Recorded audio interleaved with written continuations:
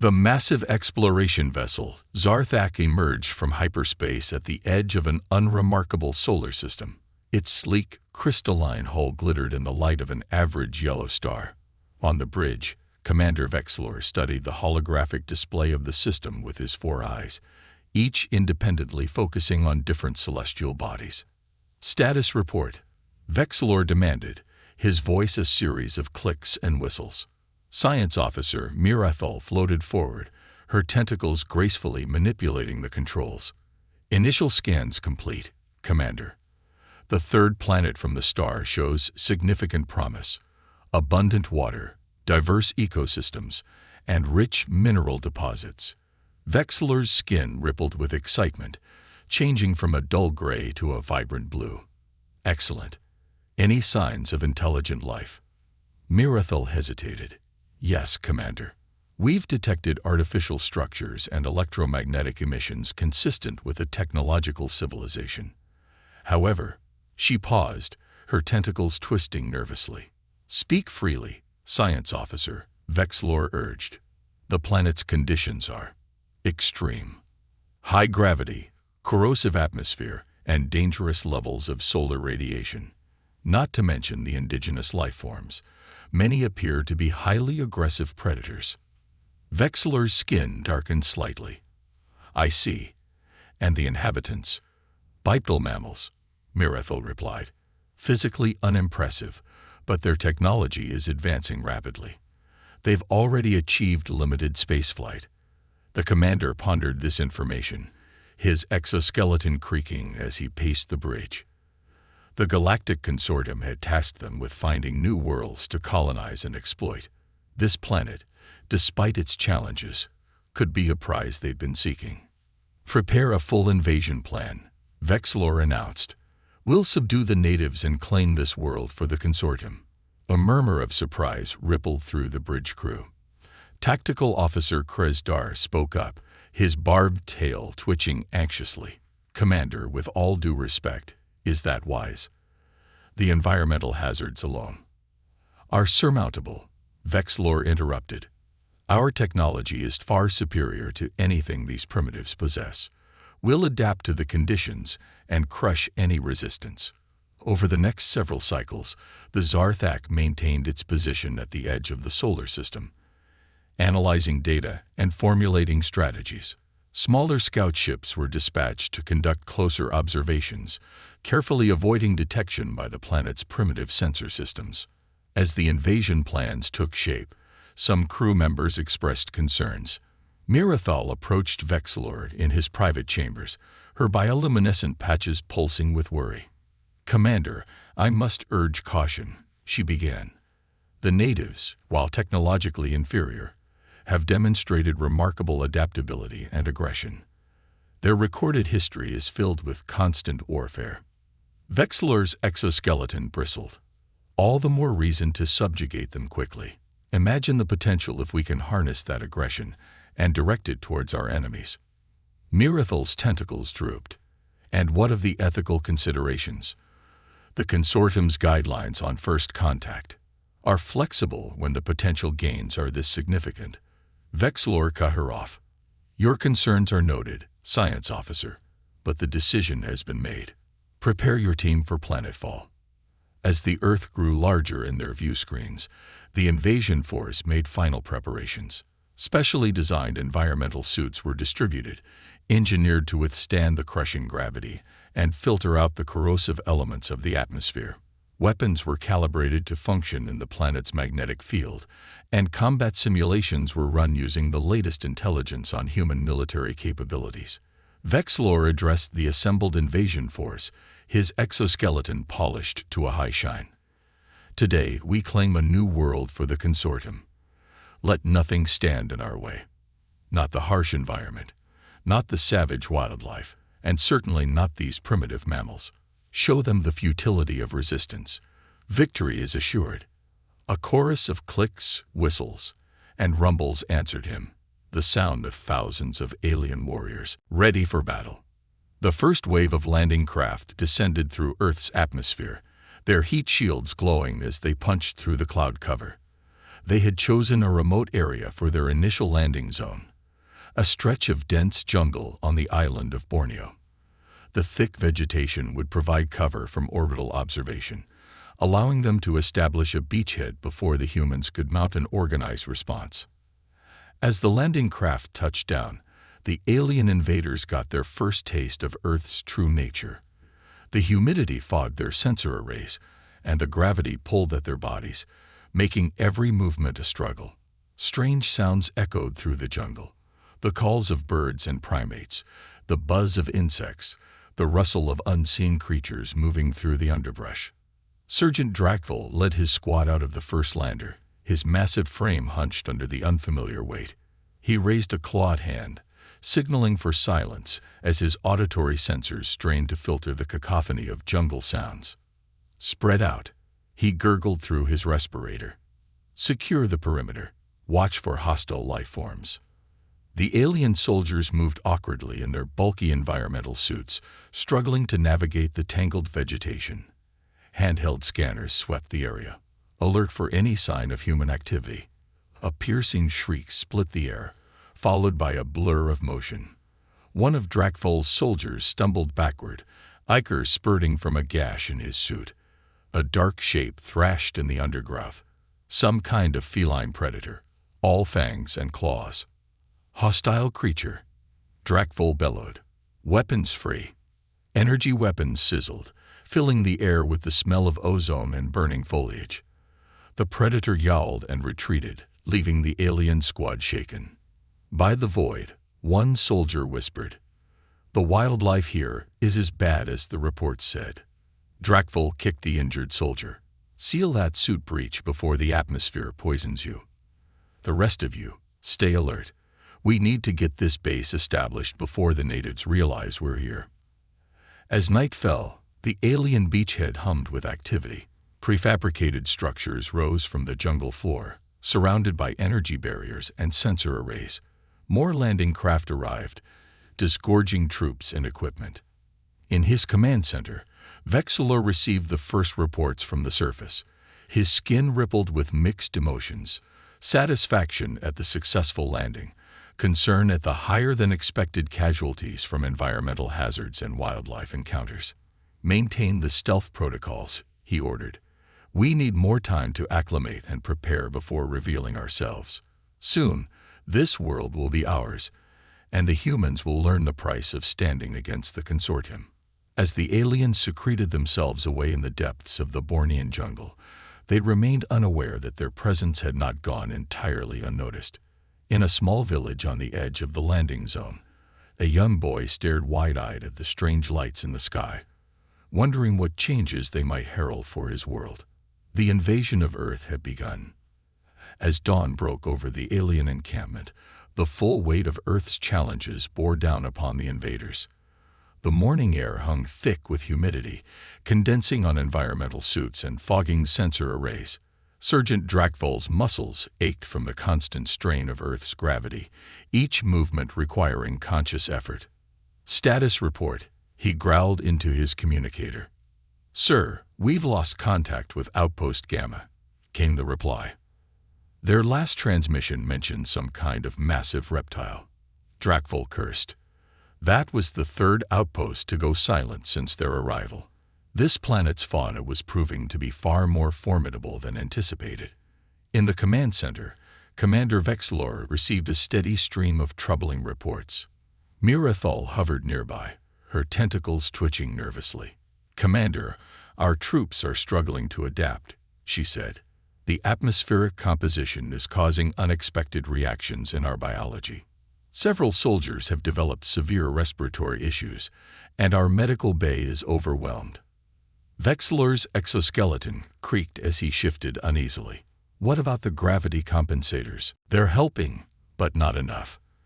Our soldiers tire quickly, and their reaction times are significantly impaired."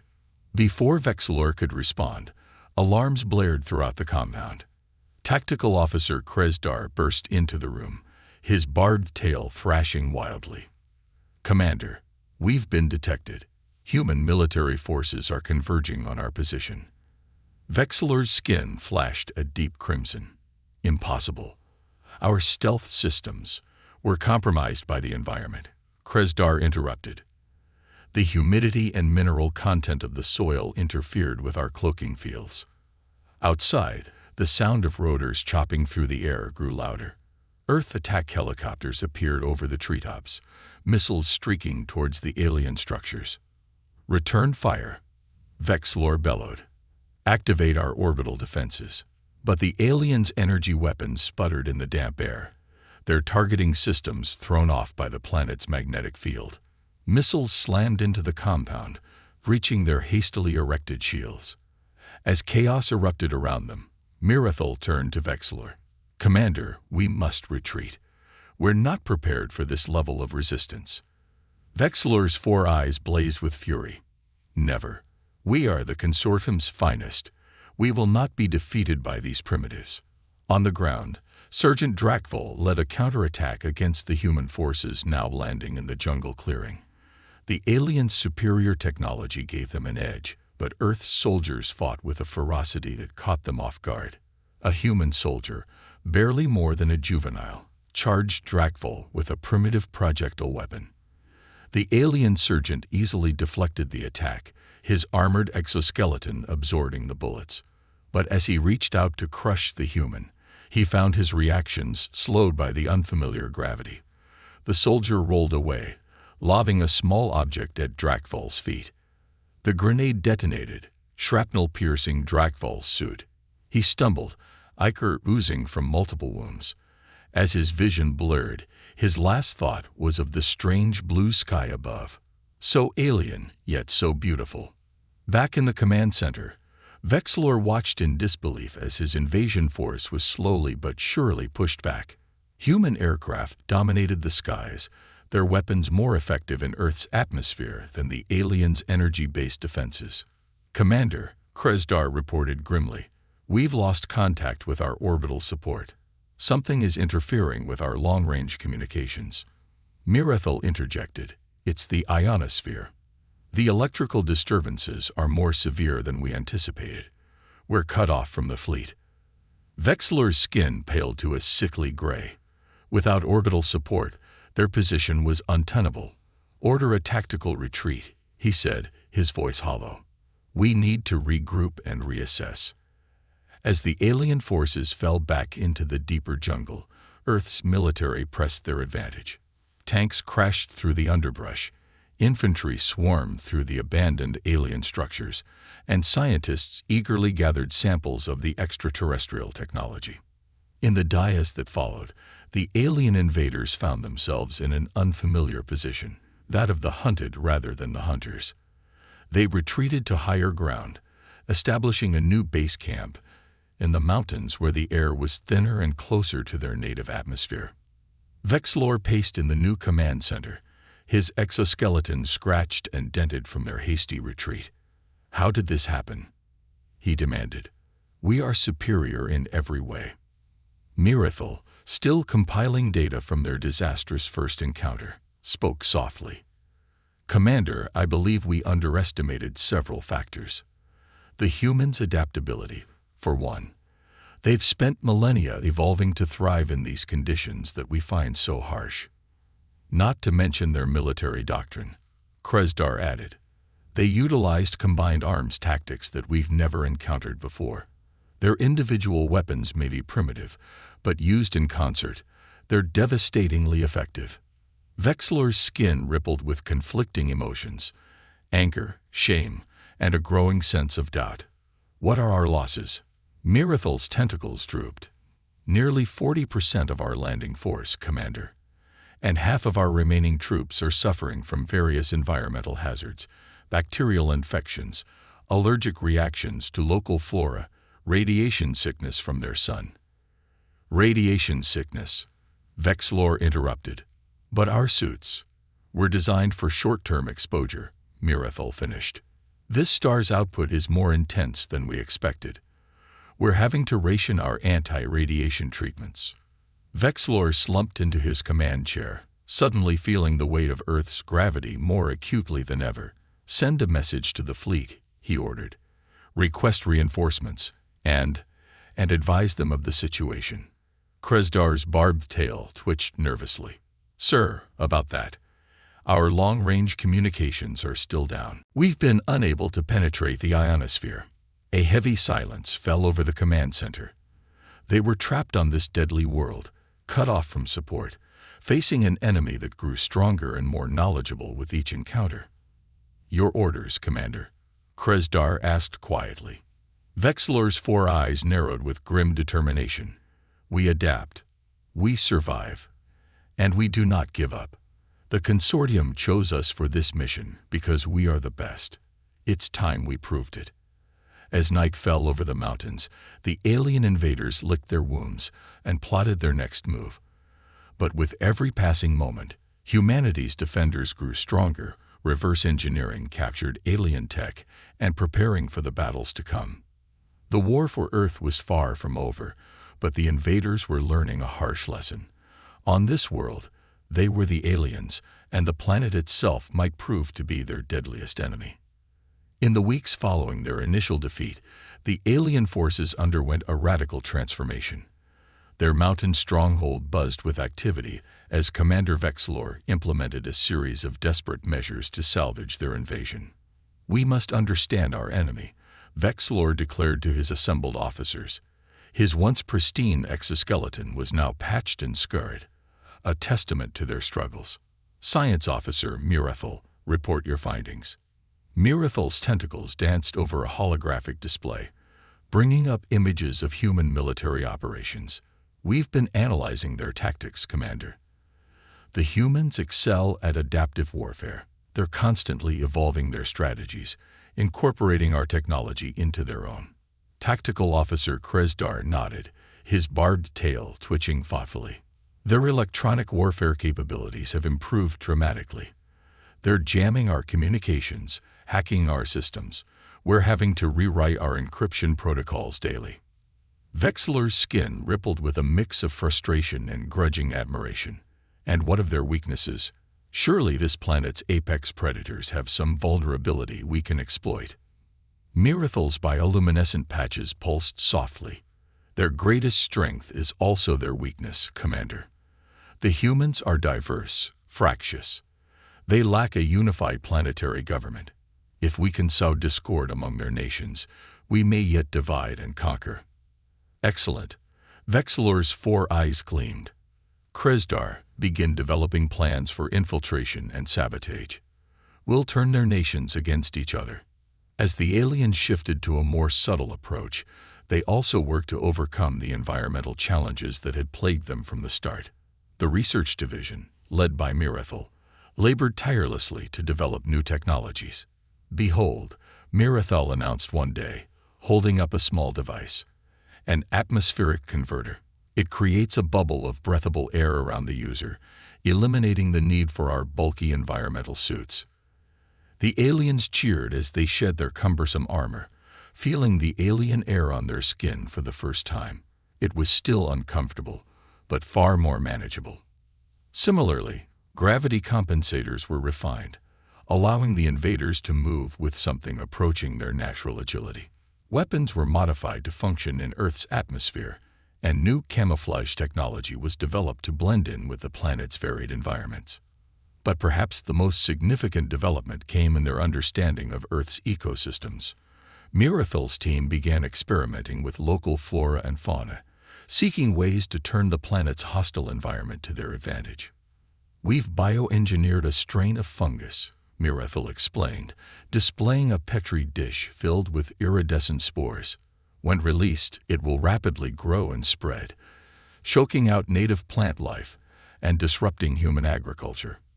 Vexilor nodded approvingly. "Excellent.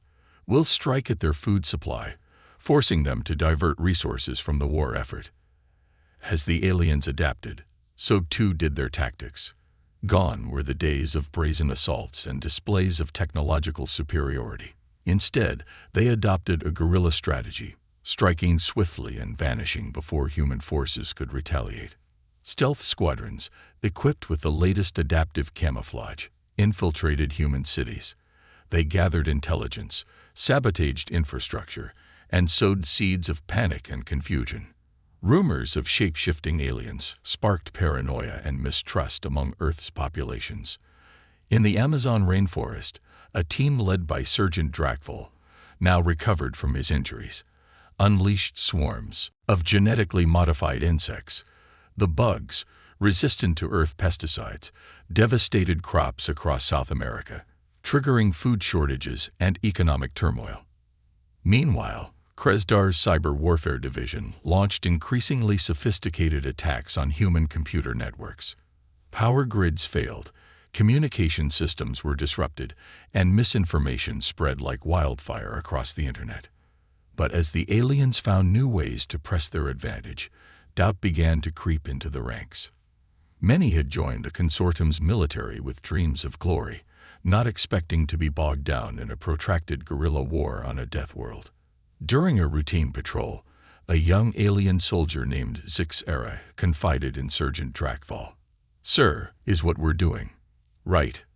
These humans, they're not just mindless beasts. They have families, cultures. Are we no better than the scourge our ancestors fought against?" Drakval's exoskeleton creaked as he turned to face the young soldier. "Our cause is just, Zixera. The consortium brings order to the galaxy. These humans would destroy themselves if left unchecked. We're saving them from their own barbarism." But even as he spoke the words, Drakval felt a flicker of doubt. He had seen the courage of human soldiers, the ingenuity of their scientists, the resilience of their civilians. Were they really as primitive as the consortium claimed? These ethical quandaries were pushed aside as the aliens scored their first major victory. A coordinated strike on the human city of Singapore, combining cyber attacks, bioweapons, and a daring physical assault, left the vital trading hub in chaos. As Singapore burned, Vexilor addressed his troops, his skin flushed with triumph. "Today marks a turning point. We have struck a blow against the humans' economic heart. Their nations will turn on each other, scrambling for resources. Victory is within our grasp." The alien forces celebrated, their morale soaring for the first time since the invasion began. But not everyone shared in the jubilation. Mirathel approached Vexilor privately, her tentacles twisting with anxiety. "Commander, I must speak with you about the long-term consequences of our actions. The bioweapons we've unleashed, the ecological damage we're causing. We risk rendering this planet uninhabitable." Vexilor's eyes narrowed. "Your concern is noted, Science Officer, but the consortium's directives are clear. We will take this world, whatever the cost." As Mirathel slithered away, her bioluminescent patches dim with worry, Vexilor turned his gaze to the holographic display of Earth. Singapore was just the beginning. Soon, he vowed, the entire planet would kneel before the consortium's might. But even as the aliens celebrated their victory, Earth's defenders were rallying. In underground bunkers and secret laboratories, human scientists worked feverishly to understand and counter the alien threat. And in the burning streets of Singapore, a resistance was born, one that would soon spread across the globe. The war for Earth had entered a new phase, and the planet's future hung in the balance. As both sides adapted and evolved, one question remained. In this struggle between two species, who were the real monsters? The fall of Singapore marked a critical juncture in the war. As news of the devastation spread, Earth's nations set aside their differences, recognizing the existential threat posed by the alien invaders.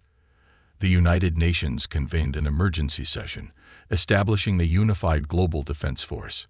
Dr. Amelia Chen, a brilliant xenobiologist who had been studying captured alien technology, addressed the assembly. "Ladies and gentlemen, we've made a breakthrough. By reverse engineering their atmospheric converters, we've developed a way to disrupt the aliens' ability to breathe our air. We can force them back into their cumbersome environmental suits." General Marcus Stone, newly appointed commander of Earth's combined military forces, leaned forward. "How soon can we deploy this technology?" "We're ready for large-scale production now," Dr. Chen replied. "But to be truly effective, we need to strike at the heart of their operation." As humans rallied, the alien invaders faced growing internal strife. In their mountain stronghold, Commander Vexlor received troubling reports from his officers. Desertions are on the rise, Kresdar reported, his barbed tail lashing anxiously. Many of our soldiers are questioning the ethics of this invasion. There's talk of trying to contact the humans to negotiate. Vexlor's exoskeleton bristled with rage. Traitors. I'll have them executed for sedition. Marathil interjected, her tentacles waving placatingly. Commander, perhaps we should consider their concerns. The ecological damage we're causing is necessary for victory. Vexlor snapped. I'll hear no more of this defeatist talk. Increase the psych conditioning for all troops. I want absolute loyalty. But even as Vexlor tightened his grip, a small group of aliens, led by the disillusioned Sergeant Drakval and the ethically troubled Zixera, were making plans of their own. Meanwhile, humanity launched its counteroffensive. Swarms of drones, equipped with Dr. Chen's disruptor technology, swept across alien-held territories. The invaders found themselves gasping for breath, their atmospheric converters failing. General Stone coordinated a multi-pronged assault. As aliens struggled with their environmental challenges, human forces struck from land, sea, and air. The tide of battle began to turn. In the Amazon, where alien bioweapons had ravaged the ecosystem, an unlikely alliance formed. Indigenous tribes, their ancient knowledge of the rainforest proving invaluable, joined forces with scientific teams to develop natural countermeasures to the alien fungus. Satellites and spy planes scoured the globe, searching for the aliens' main base of operations. It was a young analyst, spotting an unusual heat signature in the mountains of Borneo, who finally pinpointed their headquarters. As Earth's military prepared for a final push, the alien command structure was crumbling from within. Drakval and Zixera, along with a growing number of sympathizers, put their plan into action. During a strategy briefing, Drakval confronted Vexlor directly. Commander, this invasion is a mistake. We're destroying a vibrant world and a species with immense potential. We must seek peace. Vexlor's skin flushed a deep, angry red. You dare challenge me? Guards, arrest these traitors. But as loyalist troops moved to seize Drakval and his allies, other soldiers blocked their path. The command center erupted into chaos, aliens turning on each other in a flurry of claws and energy weapons. Marathil, seeing her chance, slipped away in the confusion. She made her way to the communications center, determined to contact the humans and end the war. Outside, Earth's forces had begun their assault on the mountain stronghold. Flights of stealth aircraft bombarded alien defenses, while ground troops supported by armored vehicles pushed up the slopes. Inside the alien base, the situation deteriorated rapidly. Vexlor, driven to desperation, ordered the use of their most devastating weapons. Release the Omega strain, he commanded. If we can't have this world, no one will. The Omega strain, a horrifically potent bioweapon capable of wiping out all life on Earth, had been Vexlor's ace in the hole. But as alien technicians rushed to deploy it, they found themselves locked out of the systems.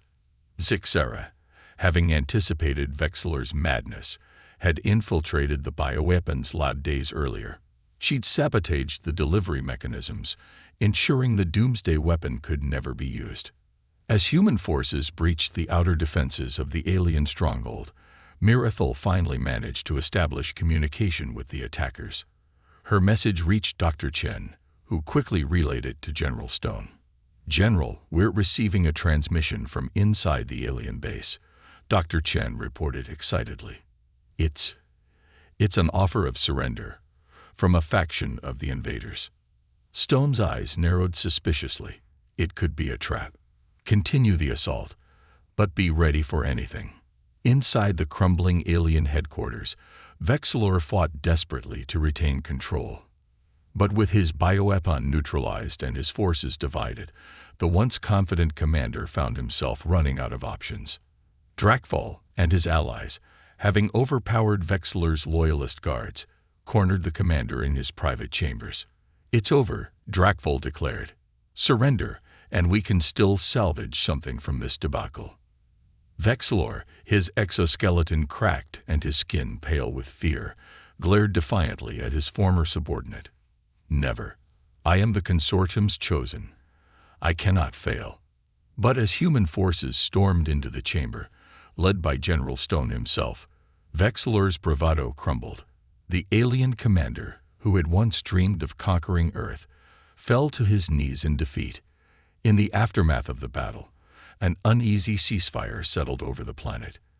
Drakval, Zixara, and Mirethel, representing the alien peace faction, met with Earth's leaders to negotiate terms. The war was over, but the real challenge was just beginning. How could two species, after such a bitter conflict, learn to coexist? What would become of the alien soldiers stranded on Earth? And how would humanity, forever changed by this cosmic encounter, move forward? As the sun set on the battlefield, casting long shadows over the alien stronghold, both humans and aliens looked to an uncertain future. The invasion had failed, but it had also opened up a new chapter in Earth's history, one that would be written together, in peace or in conflict, by two sentient races learning to share a single, precious world.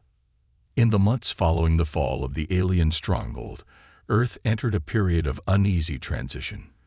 The immediate threat had passed, but the planet and its inhabitants, both human and alien, faced an uncertain future. At a repurposed UN headquarters in Geneva, representatives from Earth's nations gathered with the alien peace delegation to hammer out the terms of coexistence. The debates were long and often heated, with mistrust and resentment simmering on both sides. Dr. Amelia Chen, now heading a new department of Sinological Relations, addressed the assembly. "We stand at a crossroads. The knowledge and technology the aliens have brought to Earth could usher in an unprecedented era of advancement, but we must proceed with caution and ethical consideration." Drakval, speaking for the alien contingent, nodded in agreement. "We have seen the error of our ways. Many of us wish to make amends, to help repair the damage we've caused. But we also ask for understanding. We are stranded here, far from our homes." The negotiations were complex.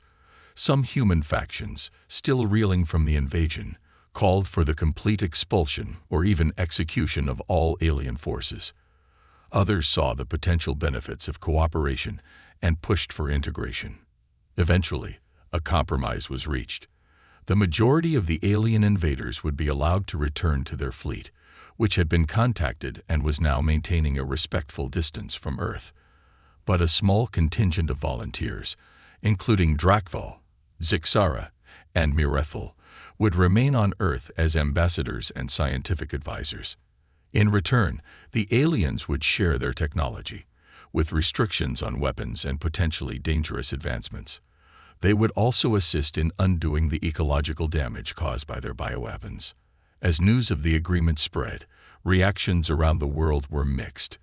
In many areas, aliens working to restore damaged ecosystems were met with hostility and suspicion. But gradually, as the benefits of their advanced technology became apparent, attitudes began to shift.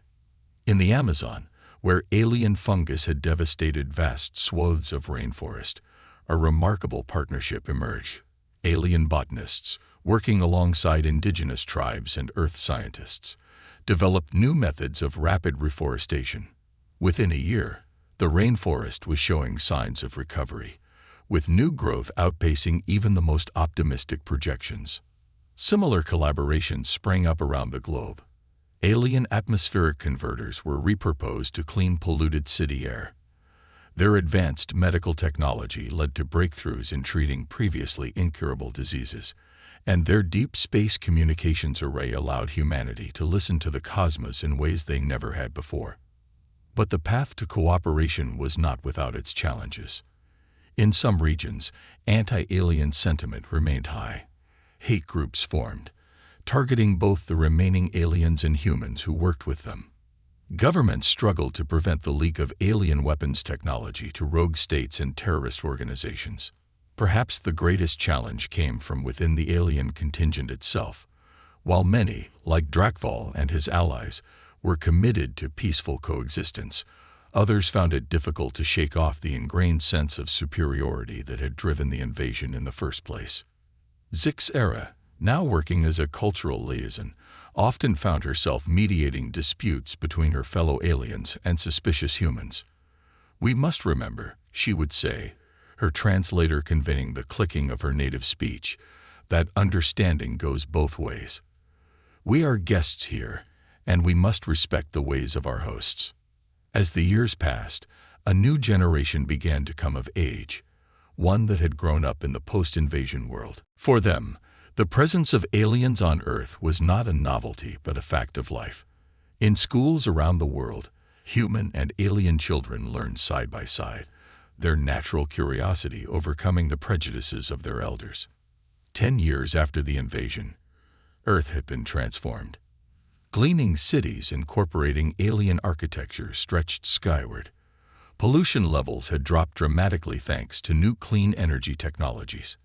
And in orbit, a joint human-alien space station served as a symbol of cooperation and a launching point for humanity's first forays into deep space. But as Earth looked to the stars with new eyes, the question remained, what of the consortium that had sent the invasion fleet in the first place? The aliens who had remained on Earth had long since cut ties with their former masters, but the threat of another, less friendly encounter loomed large in the minds of many.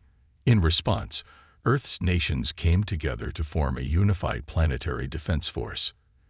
Incorporating the best of human military strategy and alien technology, this new organization stood ready to protect the planet from any future threats. Mirathil, now a respected advisor to the Planetary Defense Council, often reflected on the strange turn her life had taken. "We came here as conquerors," she mused, her tentacles gently waving. "But in our defeat, we found a greater victory. We discovered not just a new world, but a new way of seeing the universe." On the 20th anniversary of the invasion, a monument was unveiled in the heart of the reclaimed Singapore. It depicted a human hand and an alien appendage clasped together, reaching towards the stars. At the base, an inscription read, "Two peoples, one future." As the crowds gathered for the unveiling ceremony, Dr. Chen, now considerably grayer but still sharp as ever, stood alongside Drakval. The alien's once fearsome exoskeleton had been modified for comfort in Earth's gravity, a physical representation of how much had changed. "Did you ever imagine it would turn out like this?" Dr. Chen asked, gesturing to the diverse crowd of humans and aliens mingling peacefully. Drakval's multifaceted eyes glimmered with an emotion that, 2 decades ago, he wouldn't have been able to name. "Never," he admitted, "but I'm grateful for it. We came seeking a world to conquer, and instead found a home." As night fell, the first stars became visible in the sky above. Among them, keen-eyed observers could spot a new point of light, a joint human-alien expedition venturing out into the galaxy. Not as conquerors, but as explorers and diplomats, ready to face whatever wonders or challenges the universe might hold. Earth, once seen as a death world by would-be invaders, had become something far greater, a beacon of hope, a model of interspecies cooperation, and a launching pad for a new era of cosmic understanding. The invasion had failed, but from its ashes, a far greater victory had emerged. The victory of compassion over conflict, of understanding over fear. As human and alien alike looked to the starry sky, they did so not with trepidation, but with hope and wonder for the infinite possibilities that lay ahead.